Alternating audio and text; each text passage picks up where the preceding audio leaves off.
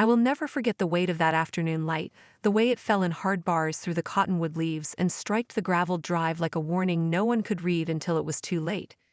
The farm had a smell I could name blindfolded: sun-warmed wood, mineral well water, the mint that had overrun the back steps, and I breathed it in like I always did after work, expecting the usual quiet, the usual hum of the barn fan and the cluck of satisfied hens.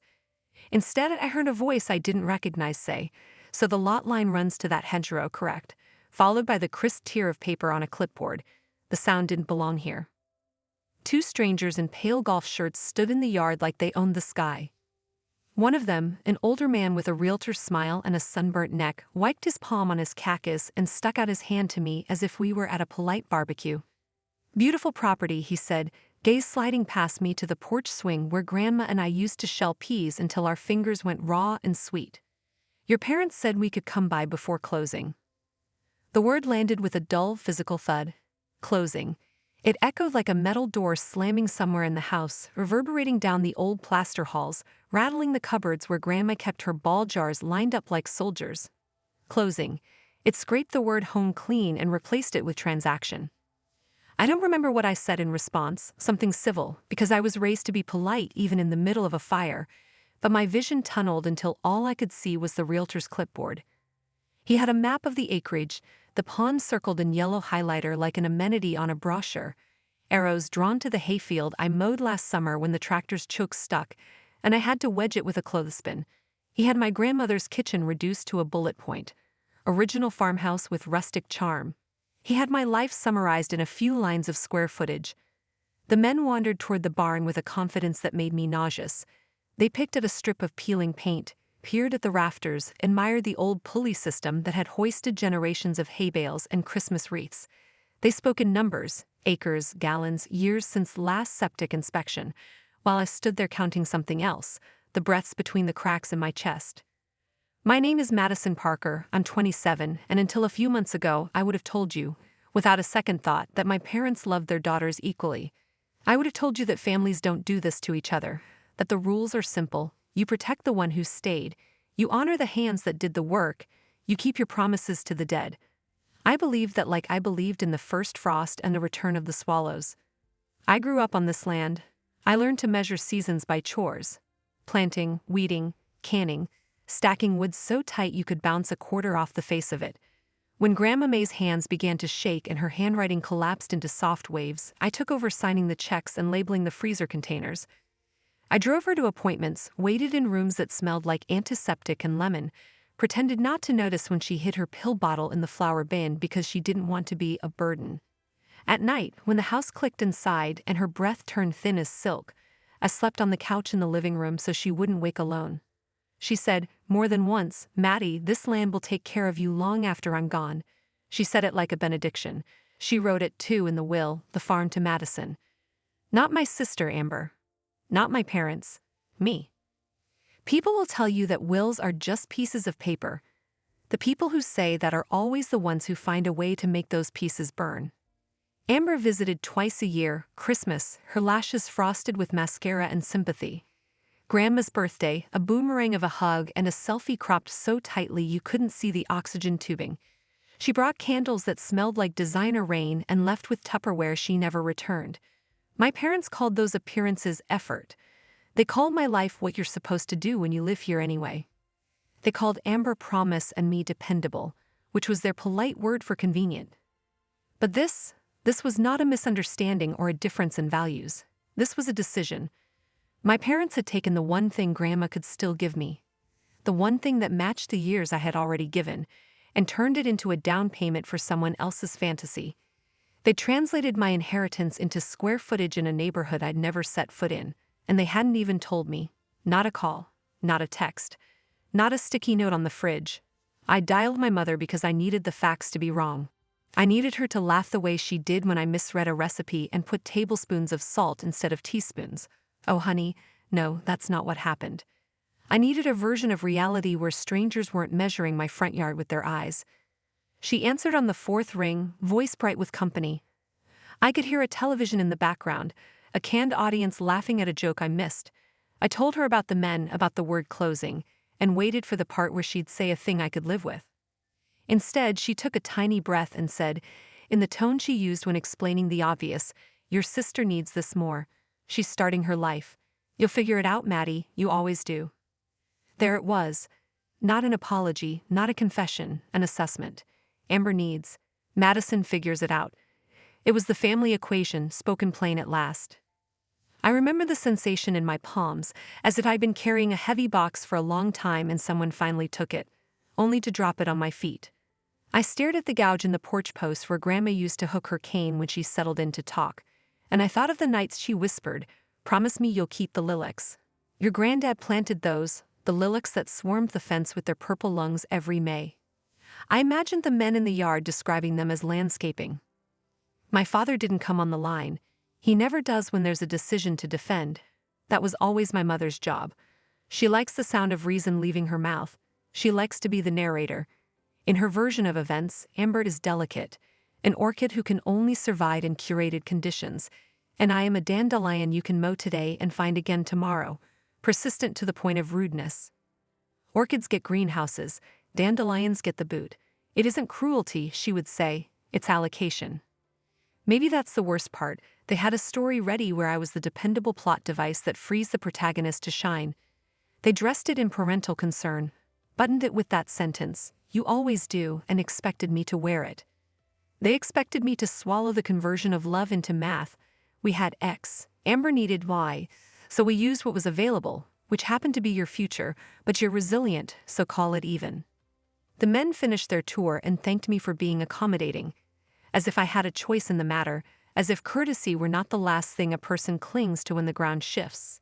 When they drove off, the dust hung in the lane a long time, glittering like something beautiful until it settled and showed itself for what it was, residue. I walked the perimeter like I always do when I need to think, past the pasture where the old sorrel gelding used to lean his head on my shoulder and fog my ear with hay breath. Along the creek where we'd skipped flat stones and tracked tadpoles as if they were comets. Up to the garden, gone to seed in places, the tomato cages standing like empty ribs. Every step carried an inventory, fence posts I'd sunk, shingles I'd hammered, jars I'd labeled peaches 2022, okra 2023, the years stacked against the wall like chapters of a book no one else had read. My grandma's legacy was gone, not on paper, that had happened earlier in an office somewhere far from here, but in the way the place felt under my feet, unsecured, translated into something anyone could buy if they had the right pen. I stood by the lilacs and pressed my thumb into a knot of old wood until it hurt, because a small, containable pain is sometimes easier to survive than the large one swallowing you whole. People will ask later, why didn't you see it coming? As if betrayal always announces itself with a trumpet blast. The truth is, it often wears family clothes and speaks in sentences you've been trained to accept. It says be reasonable, and she needs this more, and you'll figure it out. It counts on your history to mute your outrage. It counts on your reliability to make the theft look like a transfer. They didn't even call to tell me. I had to trip over the truth on my own front lawn and bite down hard enough not to scream. And the worst part, the part that made my throat burn, was realizing that they expected me not only to endure it, but to applaud the reasoning. To slide back into the role they'd assigned, the girl who always finds a way, no matter what is taken from her.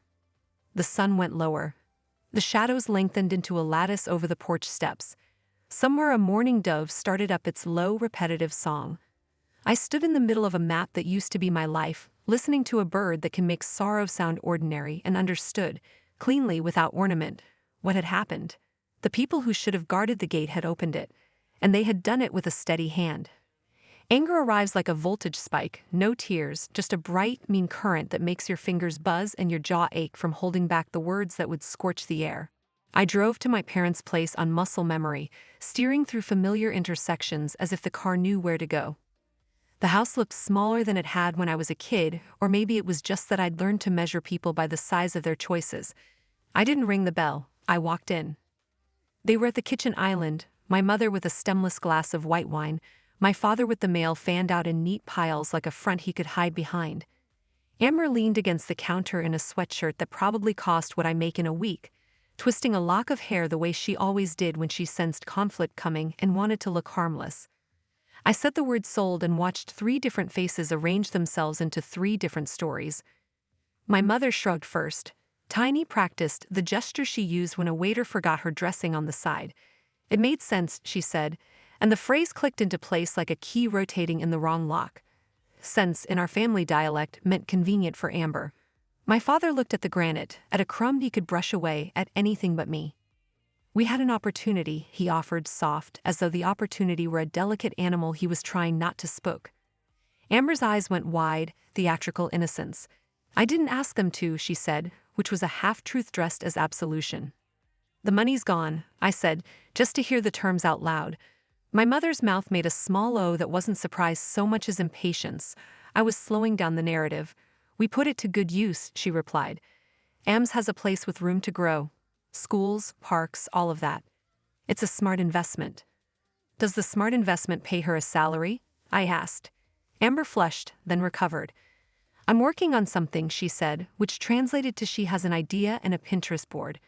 My father shuffled his envelopes. Your grandmother would want her family comfortable, he murmured.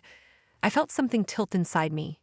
Grandma wanted me to have the farm, I answered, and my voice betrayed me by staying calm.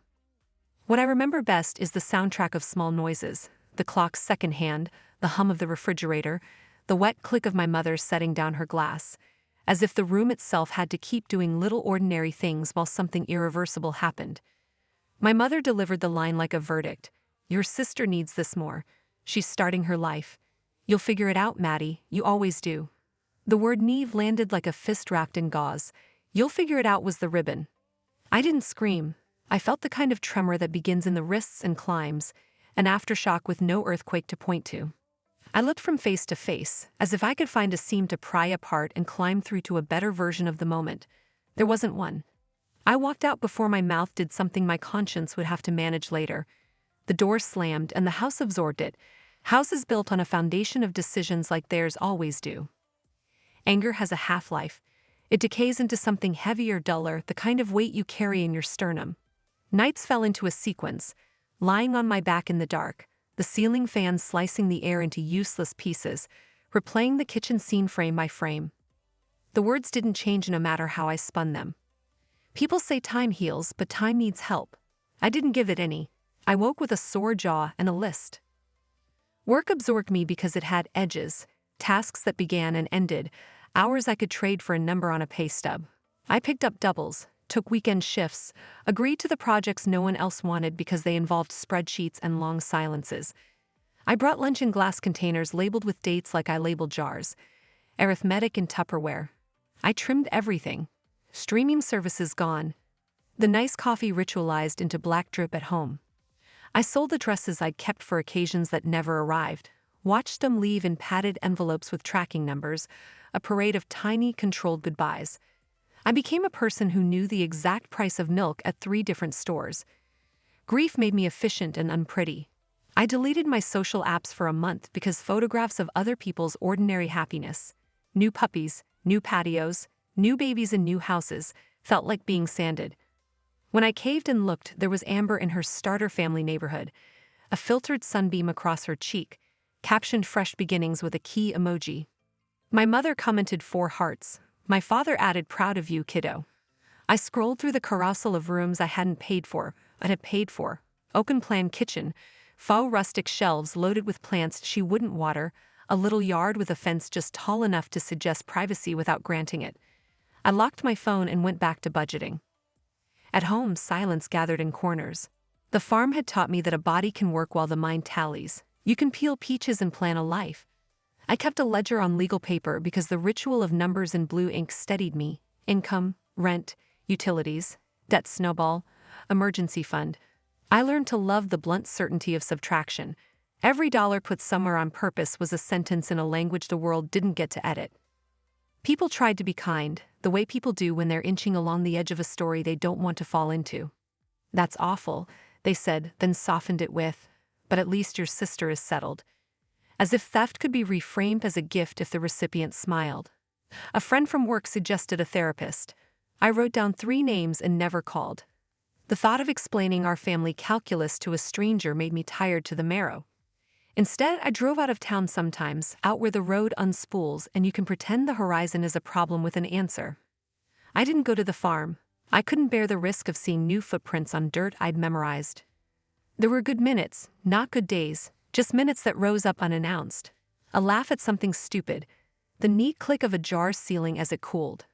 The single-minded piece of scrubbing a sink until it gleamed like a promise you could actually keep. Hope, when it came, arrived in domestic disguises. I let it sit on the counter without naming it. Weeks made a stack. The betrayal didn't shrink. It changed shape from a hot blade to a stone with a smooth face. I learned how to carry it in my pocket and keep my hands free. I stopped asking why, because why is the most expensive question in the world. No answer ever pays you back. I replaced it with what now and how soon and where next. I built small systems: Sunday meal prep, Wednesday laundry, Friday reconciliations of accounts. Order is a sedative if you let it be. One night, with a bowl of thawing chili sweating onto a folded dish towel and my laptop propped on a stack of bills, I did the thing I'd been avoiding. Not hate watching Amber's updates, not reading old texts like tea leaves, something quieter, more practical. I opened my saved searches. Real estate sites have a way of making every threshold look like a fresh start. The thumbnails are tiny lies wearing natural light. Still, I clicked through them because looking forward, even abstractly, felt less like bleeding out. The feed dripped: bungalows with earnest porches, condos with lobbies that smelled like lemon commitment, sad flips with barn doors where actual doors should be. My eyes moved faster than my mind, image text, until the pattern broke. A block of font I knew as well as my own name.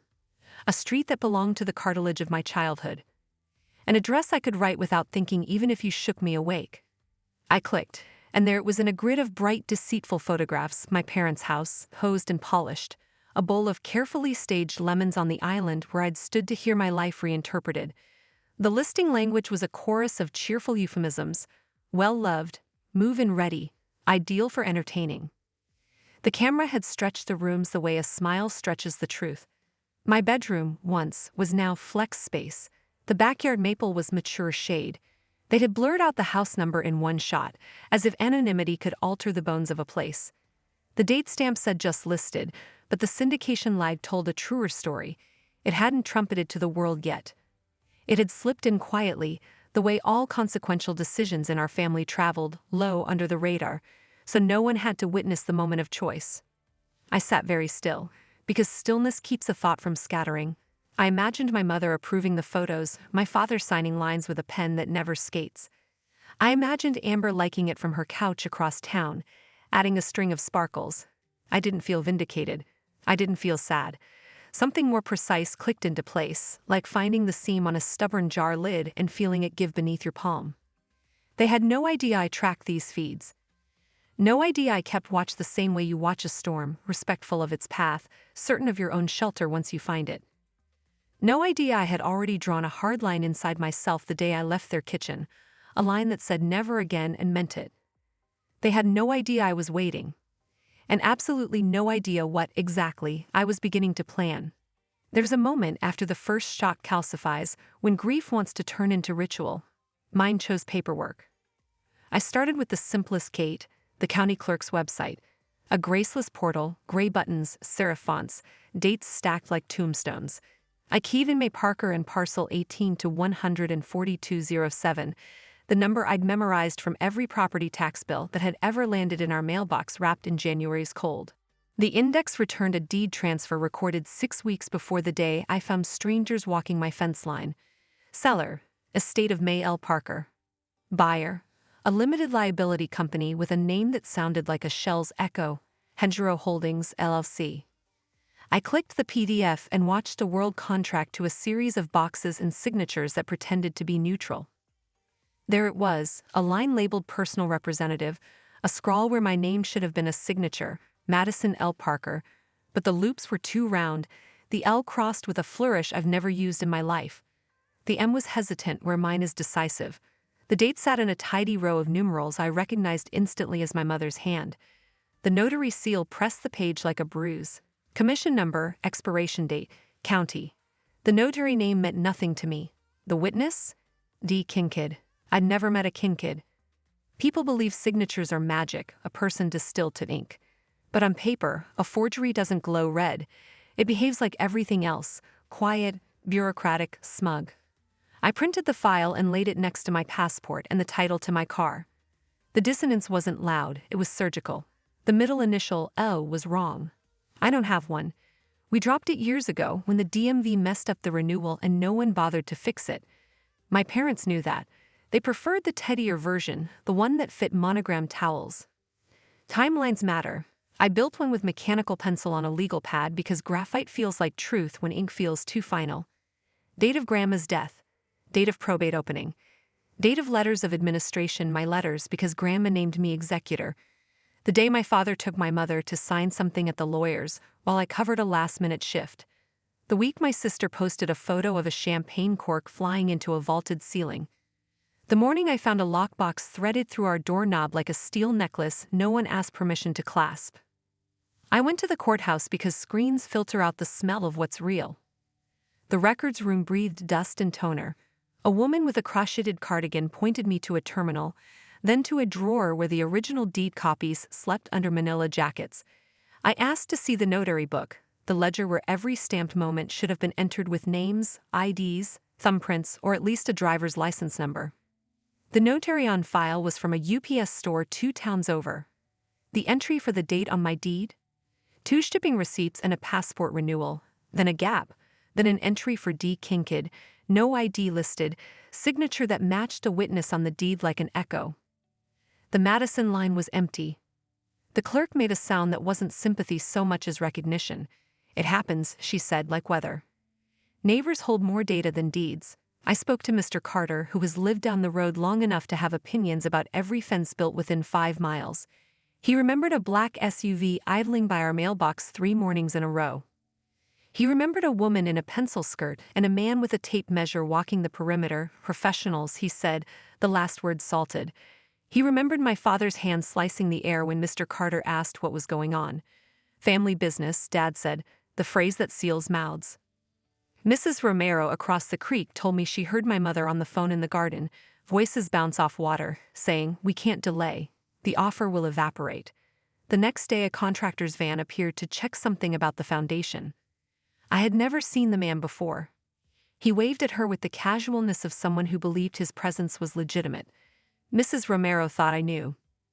I called the title company printed at the bottom of the deed. Routine verification, I said, because the fastest way through a wall is sometimes to speak its language. The escrow officer was brisk. She confirmed dates.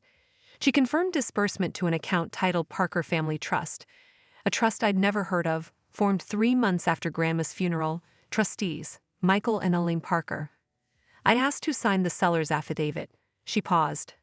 The personal representative, she said. I waited. She added, under penalty of perjury. It should have sounded comforting. It sounded like paperwork putting on a uniform. Off the record, things loosen. I reached Leah, the real estate agent I'd met twice. Once at a charity raffle. Once when she sponsored a booth at the summer fair and handed out key-shaped bottle openers. Her voice dropped to the register people use when they've decided to tell you the kind of truth they can live with later. Your dad said you were overwhelmed, she said. He said you asked him to handle the difficult parts. He told me you didn't want the hassle. The words arranged themselves into a story convenient to everyone but me. I asked her about the signature. She exhaled. It looked not like the others on file, she admitted. But he said it was a family matter. There it was again, the incantation that makes professionals put down their tools and back away. Sleep became a brittle surface I skimmed instead of entered. I lay awake running small treasons, the way my mother avoided my eyes when she passed the green beans, the way my father used the word opportunity like a soap that could scrub the blood from a thing, the way Amber captioned a photograph of her new doorway with grateful and 3 folded hand emojis, as if prayer could launder origin. Fury, when it's clean, is clarifying. Mine sharpened until it had edges I could hold. I ordered a copy of the probate filings because I wanted to see whether the word executor had been legally knocked loose from me or merely ignored. The envelope arrived heavy with duplications. In it, a petition to substitute personal representative, my father named interim for efficiency, filed the same week I was on a 12-day stretch covering sick coworkers. A notice to interested parties addressed to an old apartment I haven't lived in since before Grandma got sick. Proof of mailing. A deadline to object. Passed. I stared at the return address on the notice, our house, my mother's tidy handwriting, a stamp affixed just askew, as if haste had moral weight. They'd had sent the letter to the one place they knew I wasn't. That's not oversight. That's choreography. I combed my email for any trace, a CC, a forwarded thread, a courtesy I might have missed. Nothing. My father had always liked to transact by voice. Words evaporate there, but mistakes prefer paper. I found one on the settlement statement. A disbursement to Amber Parker labeled reimbursement, prep costs. I could imagine the spreadsheet in my mother's head that made that item legitimate. I could see the sticky notes lined up along our old kitchen counter like little flags of intention. Motives are scalpel work. My mother's is control disguised as caretaking. She arranges furniture and lives with the same white-glove discipline, dusting away complications and layering the surfaces with should. My father's is image. He collects other people's admiration like cufflinks and hates anything that snarls the line of his sleeve. Amber's is simpler and more honest. She believes in the world's willingness to carry her because so far it has. None of these make monsters. They make people who prefer the short road through another person's field. I drove past the farm once, finally, without turning in. From the road you can see the gable where swallows nest and the corner of the barn roof that has always needed repair. The new owners had set a for sale placard for the tractor I rebuilt with Grandma one July when heat made the air syrup, and we laughed at how many bolts can hide in a machine. The sign was neat, unrumpled, promising, the font that good intentions use. I gripped the wheel and kept moving because I couldn't afford to remember more than I could catalog. Back at my place, I spread everything on the table: deed, notary page, probate petition, timeline, names, dates, the thin cable of the neighbor accounts. Evidence pulled a shape from the fog. This wasn't an accident smoothed by convenience. It was a sequence, design. My parents had gone step by step. They had chosen venues where family matters shut stores. They had counted on me to be too tired, too polite, too loyal to rattle the china. Disgust has its own gravity. I felt it settle in, heavy and cold, a star born from collapse. The anger that had run hot now ran clear. I wasn't guessing anymore. I wasn't trying to convince myself I'd misheard. I had a map of what they did and when and with which pen. And then, quietly, with no music cue, something else surfaced. A lightness at the edge of the table, as precise as a new line drawn on the legal pad. It didn't erase anything. It didn't forgive. It simply revealed a corridor where before I'd only seen walls. Call it the universe. Call it karma. Call it Grandma May tapping the kitchen window with her ring the way she used to when she wanted my attention. Their house, the one my father said he'd live in until he died, the one my mother staged like a museum of her competence, now existed on paper the same way my loss had: a listing, a record, a number in a system that had room for my name. For the first time in months, the ache behind my ribs loosened. Pain stepped back half an inch, and in that space something bolder stood up and rolled its shoulders. I knew exactly what needed to happen next. Revenge, when it is clean, does not burn. It cools and clarifies until it looks like paperwork. The morning I saw their address sitting in the private feed for pre-approved buyers, the page looked almost harmless. MLS number, square footage, a realtor's chirpy description. The same rooms I'd memorized described with words that belonged to open houses and sugar cookies. Sun splashed, entertainer's dream, serene primary. The photographs were bright to the point of dishonesty. An artfully draped throw over the couch where I'd done algebra. A tray of lemons positioned under the pendant lights as if citrus could erase what had been said in that kitchen. I read the disclosures the way a surgeon reads a scan, searching for margins. Pre-approval had been a chore I completed months earlier, a belt I buckled before the storm. 2 years of dewy twos, bank statements with every line accounted for, a credit score scored by discipline, and the boredom of saying no. My file was already in some underwriter's system labeled strong borrower, which meant the gate swung when I pushed. I kept my voice level when I called the listing agent. "I'd like to schedule a showing," I said, and supplied proof of funds. Email back in under 5 minutes. Tomorrow, 9 a.m. Seller requests serious buyers only.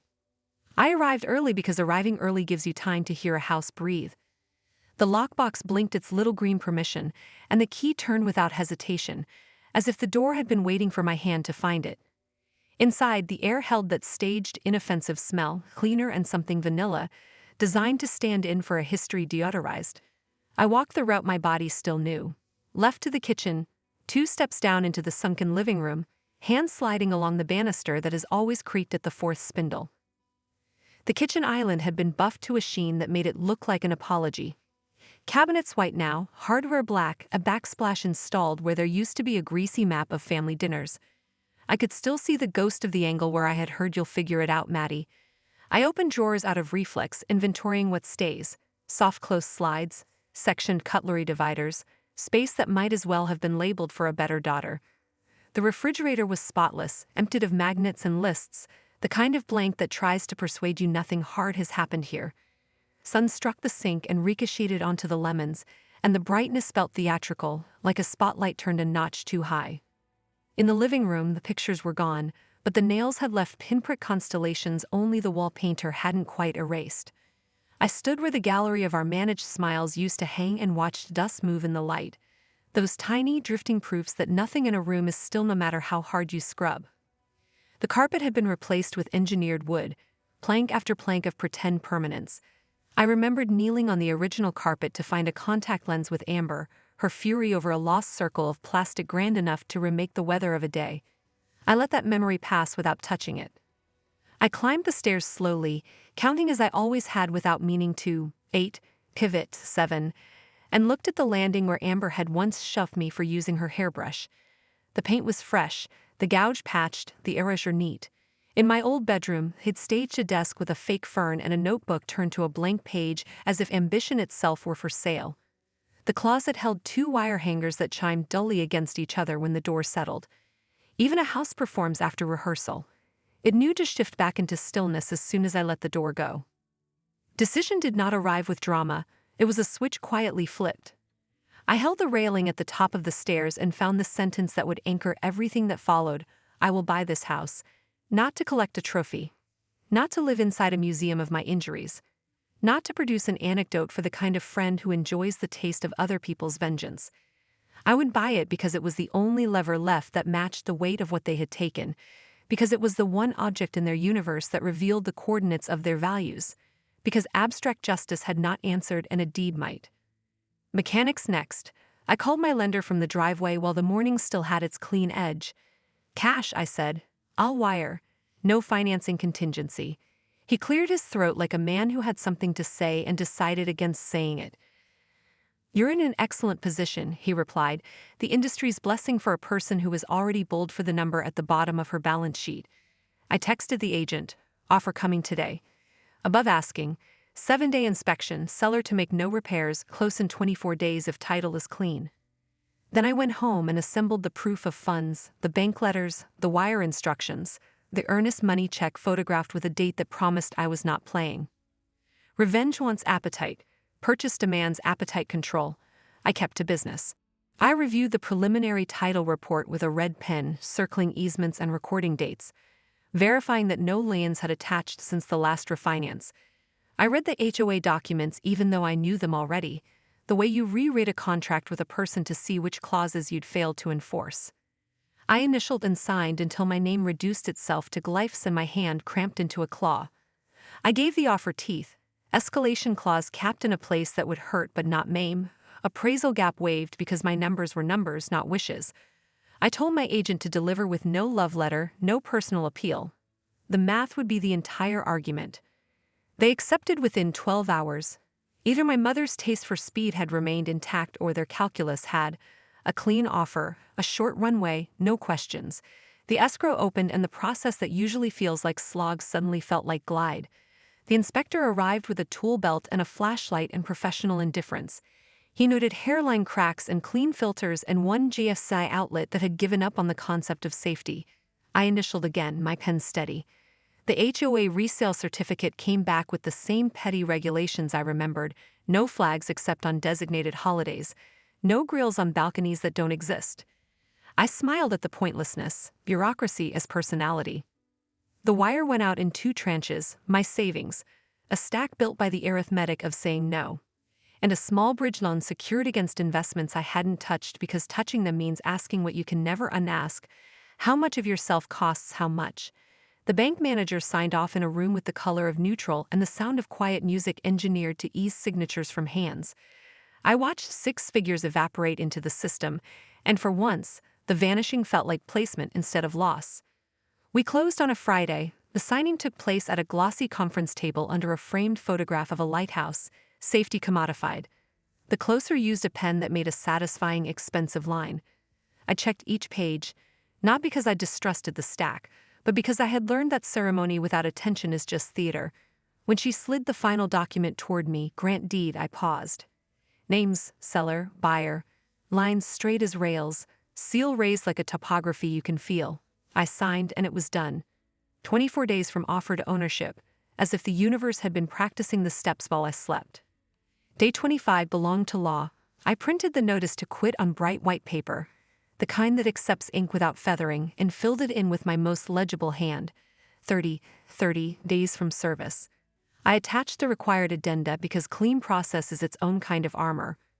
I prepared 2 copies, one for each of them, and a third to post if theatrics required. I placed them in a stiff envelope and wrote their names in full, the way you do when you are speaking to someone officially. I did not bring an audience. I drove over alone in the hard noon, a blue sky that looked as honest as a backdrop. Their yard was still clipped to regulation. The boxwood they love was shaved to a right angle that never exists in nature. I rang the bell because courtesy sharpens, it doesn't dull, the edge of consequence. My mother opened the door in a blouse the color of insistence. Her expression went through 2 quick phases, welcome reflex, then the muscular effort of rearranging it into disdain. My father materialized behind her, jaw set, a human yes, but preparing itself. Amber sat at the island, phone in hand, thumbs poised like a witness ready to testify to her own shock. I handed the envelope to my mother because she has always insisted on being the one who receives. She took it puzzled, then pulled out the document and read the header. Everything in her face dropped a half-inch, the surgical shift produced when a sentence refuses to be domesticated. My father reached for the paper, read faster, and turned the color of an old plum. Amber said the word heartless as if trying it on.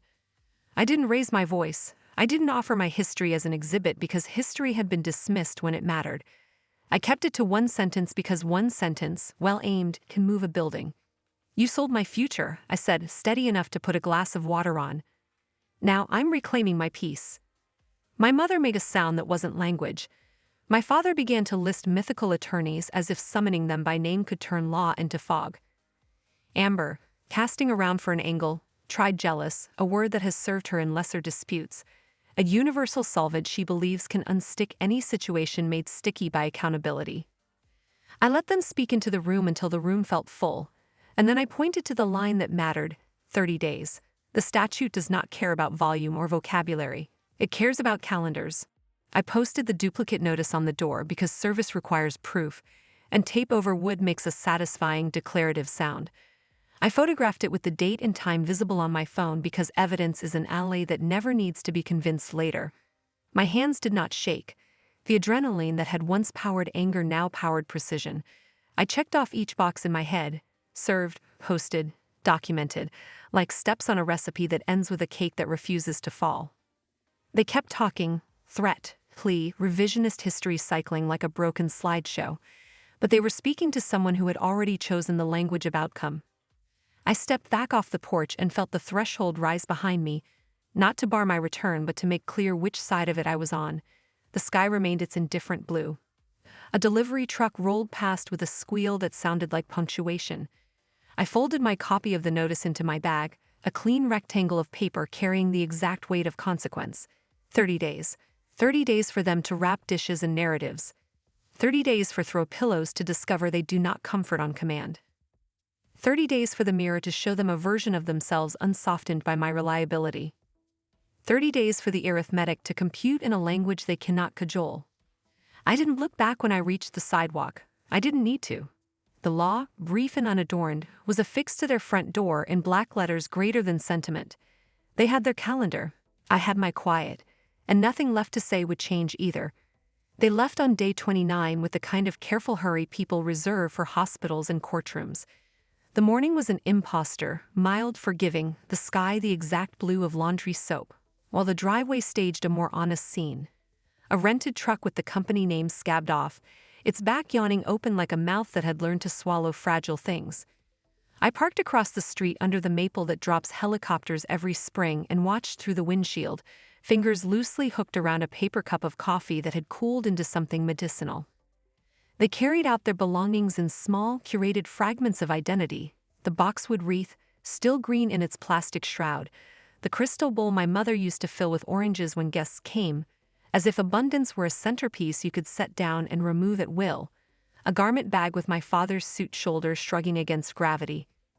Their movements had that tense choreography of people trying to pretend their arms aren't shaking. There was no operatic finish, no speech designed to be quoted later.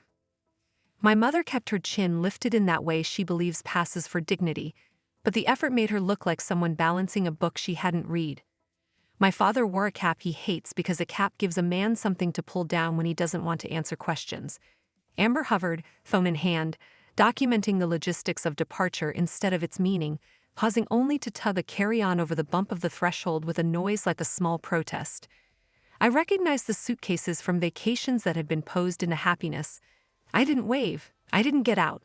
The law had described the departure. My presence did not need to annotate it. They loaded the truck in vignettes, boxes labeled in my mother's compulsive all caps: serving dishes, in-season closet, gay photos, frame onlwe, as if nouns could be stabilized by the correct font. My father wrestled the recliner that had once contained his certainty. He strapped it upright, then thought better, and strapped it again, doubt and unfamiliar muscle working its way into his face. The garage coughed up the last of their carefulness, a row of labeled plastic bins, lids bowed by the pressure of the saved and the someday. I could see the outline of the Christmas angel's wireframe through cloudy polypropylene. They closed the truck's roll-up door with a clatter that tried to sound conclusive. It only sounded hollow. And then they drove, turn signal flashing dutifully even though the street was empty, the indicator clicking a metronome for a song that was over. Silence does a different kind of work after an ending. The house exhaled. I sat there long enough to watch the rectangles of light shift across the upstairs windows, and then went in through the side door because that is the entrance you use when something intimate has happened, and you don't want to ring bells. The air inside had that scraped, recent absence. No food, no perfume, just latex paint and Windex, the scent palette of transition. Rooms held their shapes without ideas inside them. In the kitchen, the lemons were gone, the bowl rimless and embarrassed. The island's surface shone in a way that made it look both clean and defensive. I walked slowly, not inspecting so much as acknowledging. The living room kept the faint outline of the rug that had been rolled up that morning, a lighter rectangle on the engineered wood like a ghost's footprint. The hallway had nail holes spackled but not sanded flush. When you ran a finger over them, there was the smallest ridge, proof that even good efforts leave texture. Upstairs, the space was honest. My old room was stripped to its frame of function. Drywall, a closet, light from the same stubborn angle. I stood at the window and watched late leaves tangle in the gutter, the same choreography as every October. In the primary bedroom, the indentations where the bed had sat were notches left by weight. The carpet remembered. Houses always do.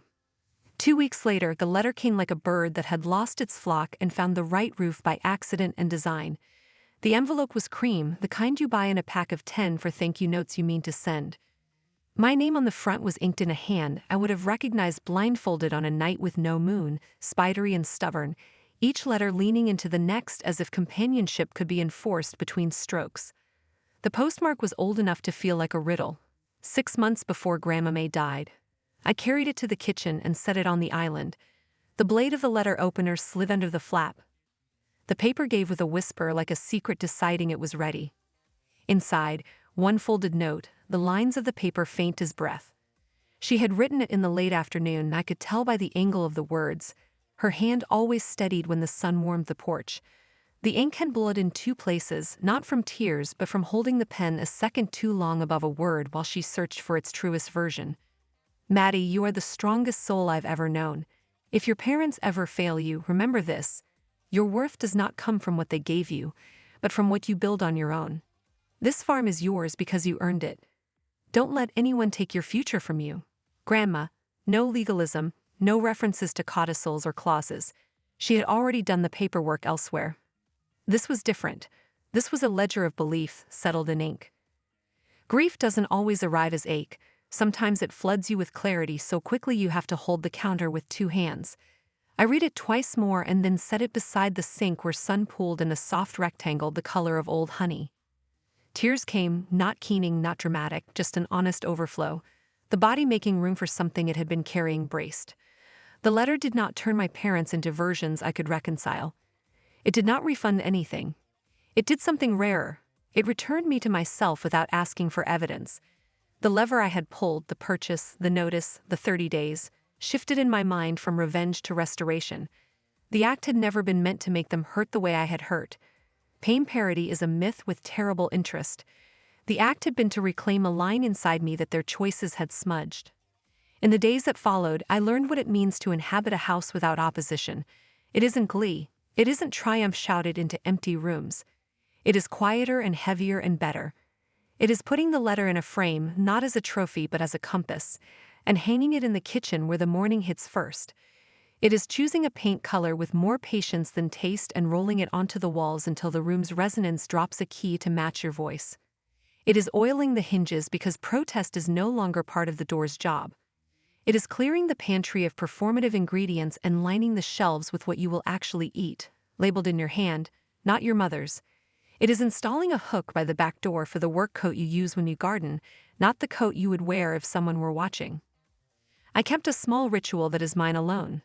Every night I walk the perimeter, through the living room, past the stairwell that has been rehearsing fall and rise for decades, into the kitchen, around the island, a quiet circuit, switching off lights as I go. It is not a power trip, it is a closing of parentheses. In the dark, the house feels like a sentence finally ending where it should. In the morning, I open the blinds and the maple stencil light on the floor, and the day begins not with vigilance but with choice. Word filtered its way through the grapevine that my parents had moved 2 states away, as people who dislike consequence often do. Amber's relationship status shifted to solo, punctuated by curated resilience. Chats I didn't ask for arrived like drones, dropping updates with innocent eyes. I neither engaged nor dramatized. I folded each piece of new information into the drawer that holds things that no longer alter the weather. Their silence toward me lays flat as an unmade bed. It is neither invitation nor threat. It is circumstance. What I know is this: there are meals that taste only of food now. There are Saturdays that have no hidden curriculum. There are phone calls I do not answer and do not dread. When I stand at the kitchen sink, the same sink where bad sentences were once spoken, and wash a single coffee mug, I can feel the difference between clean and erased. Clean is better. Clean acknowledges what came before and refuses to carry it as debris. Erasure wants you to forget. I will not forget, but I will not build a museum either. The word okay used to feel like a consolation prize, a dimmer switch on desire. Now it feels accurate and expansive. I am okay in the way a field recovered after a fire is okay.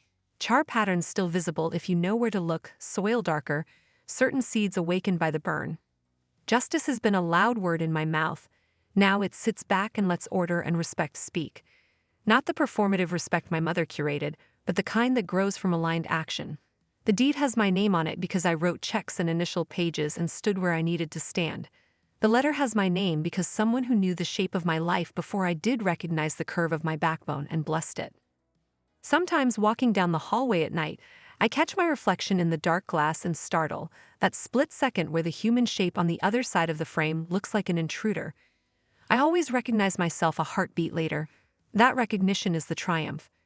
Not the eviction, not the signatures, not the calendar box checked in black pen. Those were necessary instruments. The triumph is this steadying, knowing the location of my center and standing there long enough for the world to arrange around it. There are quiet lessons a house teaches once it is allowed to be a home. Windows insist on being opened if you want cross breeze. Floors require attention where footsteps land the most. Corners collect what you forget to claim.